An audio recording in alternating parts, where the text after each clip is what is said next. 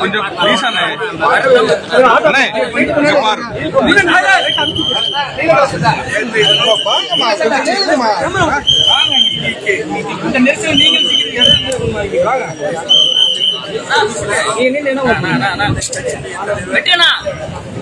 கொஞ்சம் பின்னாடி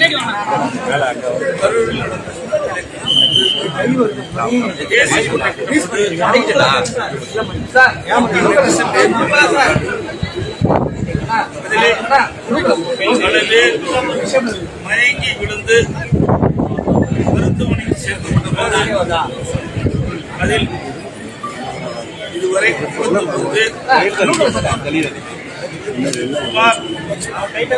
அரசு மருத்துவமனையிலே 51 பேர் சிகிச்சை பெற்று வருவதாகவும் இதில் 2 பேர் அபாய கட்டத்தில் இருப்பதாகவும்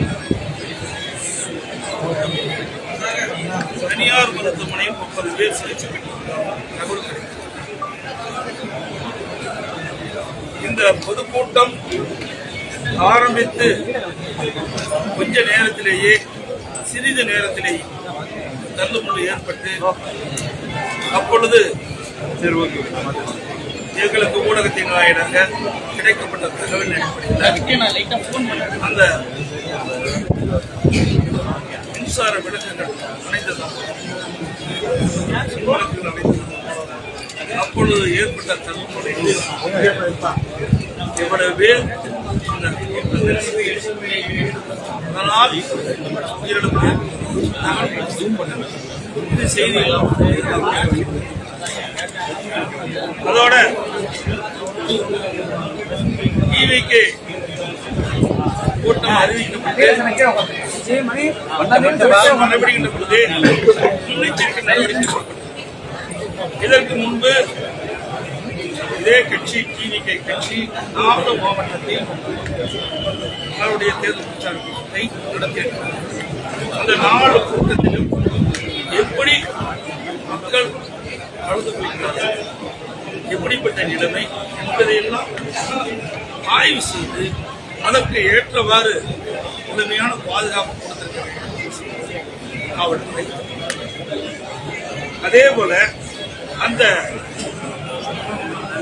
பாதுகாப்பு குறைபாடுகள் இருப்பதாக தொலைக்காட்சி பார்க்கின்றது தெளிவாக ஏற்கனவே நடந்த மாவட்டத்தில் நடந்த டிவிகே அந்த பிரச்சார கூட்டத்திலும் முழுமையான பாதுகாப்பு வழங்கப்பட்டதாக தெரியவில்லை. இதெல்லாம் தொலைக்காட்சி அதோட இந்த கட்சி அனைத்து இந்திய அண்ணா அந்த நிகழ்ச்சியில் கூட காவல்துறை எங்களுக்கு 3-4 மாவட்டத்தில் பாதுகாப்பு கொடுத்தாங்க. எந்த மாவட்டத்திலுமே இந்த நடைபெறும் இடத்தில் காவலர்கள் அந்த பொதுமக்களுக்கு அதாவது கூட்ட நெரிசல் இருந்தால் அதை பொழுதுபடுத்தி அதே நேரத்தில் ஆளுங்கட்சியை சேர்ந்தவர்கள் இன்றைக்கு முதலமைச்சரோ துணை முதலமைச்சரோ மற்ற அமைச்சர்களோ அல்லது திமுக கட்சி நடைபெற்றது ஆயிரக்கணக்கான காவலர்களை நியமிக்கின்றார்கள். அவர்களுக்கு பாதுகாப்பு இந்த அரசாங்கம் ஒருதலை பட்சமாக நடத்தும். இதை இந்த கட்சி அந்த கட்சி ஆளு கட்சி எதிர்கட்சி நடுவையோடு இந்த அரசாங்கம் செயல்படுவது காவல்துறை இன்றைக்கு அனைத்து இந்திய அண்ணா திராவிட முன்னேற்ற கழகம் ஆட்சி இருப்பது பல்லாயிரக்கணக்கான